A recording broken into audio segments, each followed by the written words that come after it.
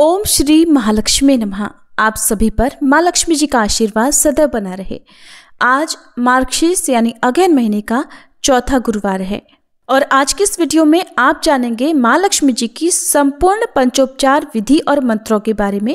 किस प्रकार से संकल्प लेना चाहिए, आह्वान कैसे किया जाता है, क्षमा याचना कैसे की जाती है और वीडियो के अंत में आप शुभ मुहूर्त भी जानेंगे, इसलिए वीडियो को अंत तक जरूर देखिएगा। गुरुवार के दिन माँ लक्ष्मी जी की पूजा करने के लिए सुबह ब्रह्म मुहूर्त में उठकर स्नान करके साफ लाल, पीले या हल्के गुलाबी वस्त्र धारण करने चाहिए।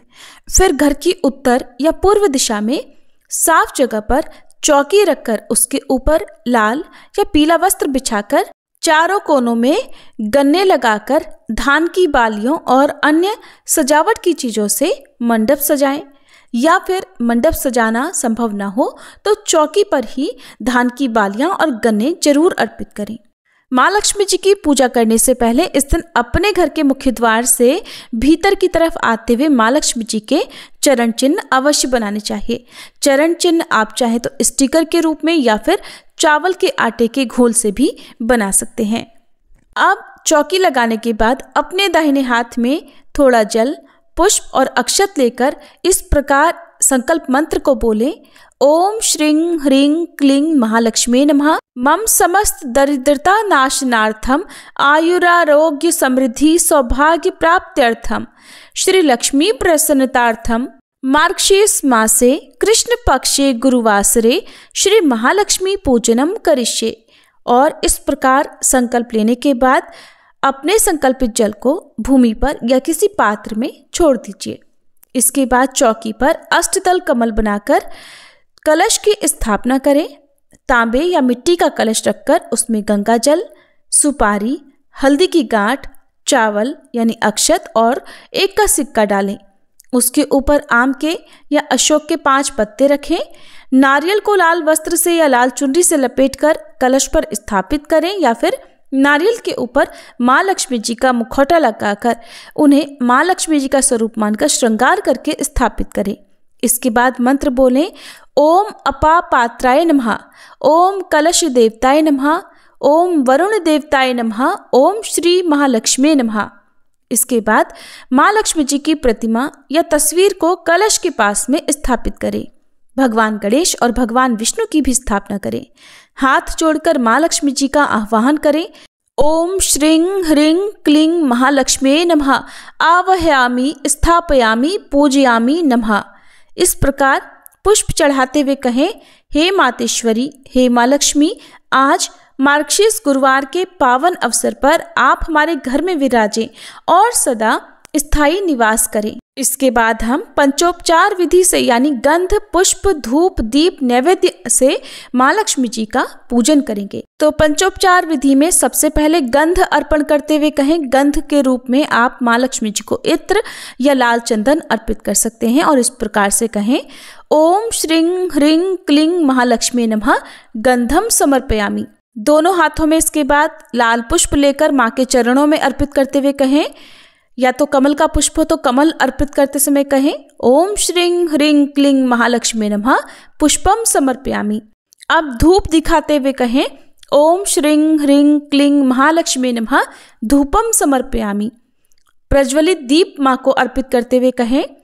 घी का दीपक जलाएं, नहीं तो तिल के तेल का दीप जलाकर कहें। ओम श्रीं ह्रीं क्लीं महालक्ष्मी नमः दीपम दर्शयामि। और फिर पंचोपचार विधि में सबसे अंत में आप नैवेद्य अर्पण करें और इस दिन का मुख्य भोग आंवला, गन्ना, खीर, गुड़, लड्डू, पीले मीठे चावल या सूखे मेवे, इनका भोग आप माँ को अर्पित कर सकते हैं। कुछ लोग खीर या जो अन्य नैवेद्य होता है उसे शाम के समय अर्पित करते हैं। सुबह के समय केवल फल, मिठाई या मिश्री आदि का भोग लगाते हैं।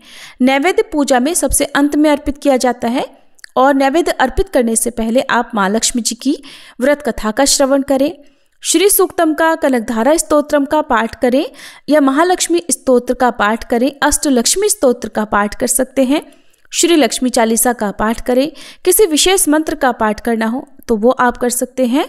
और उसके बाद श्री लक्ष्मी चालीसा का पाठ करके सबसे अंत में कपूर जलाकर आरती उतारें और तब माँ लक्ष्मी जी को जो भी नैवेद्य, जो भी भोग आप अर्पित कर रहे हैं, अर्पित करते हुए कहें ओम श्रीं ह्रीं क्लीं महालक्ष्मी नमः नैवेद्यम निवेदयामि। और नैवेद्य के रूप में आज के दिन आप धान की बालियां और जो भी मौसमी या ऋतुफल आते हैं वो अर्पित करें। गन्ना और आंवले माँ को अर्पित करें। जिन्हें उपवास रखना हो वो पूरा दिन उपवास रखें और शाम के समय एक बार फिर से विधि विधान से पूजा करें। और सबसे अंत में क्षमा याचना जरूर करें और इस प्रकार से कहें, हे माँ लक्ष्मी, यदि आपकी पूजा में या व्रत में मुझसे किसी भी प्रकार की कोई भूल, कोई कमी हो गई हो तो आप मुझे अपनी संतान समझकर क्षमा करें। और इस प्रकार से आप गुरुवार व्रत का पालन कर सकते हैं।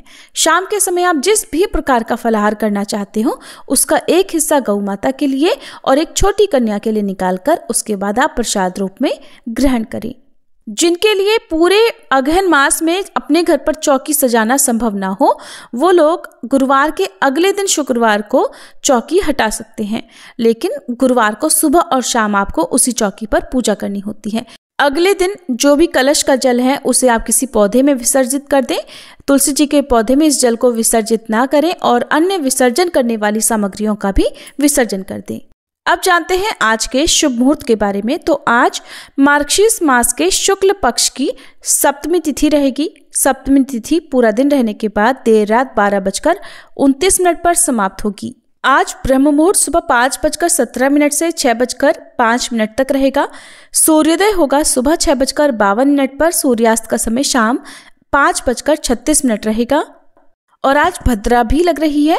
भद्रा का वास मृत्यु लोक में रहेगा और ये भद्रा समस्त शुभ कार्यों के लिए अशुभ रहेगी। और भद्रा आज रात 12:29 से प्रारंभ हो जाएगी। भद्रा काल का समापन होगा अगले दिन। आज राहु काल दोपहर 1:30 से 3 बजे तक रहेगा। अभिजीत मुहूर्त सुबह 11:52 से 12:35 तक रहेगा।